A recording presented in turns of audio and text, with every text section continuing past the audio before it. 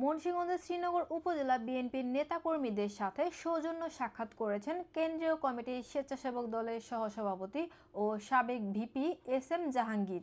উপজেলার রাড়ীখাল ইউনিয়নের কবুতরখোলা এলাকায় বিএনপির নেতাকর্মীদের সাথে তিনি এ সাক্ষাৎ করেন।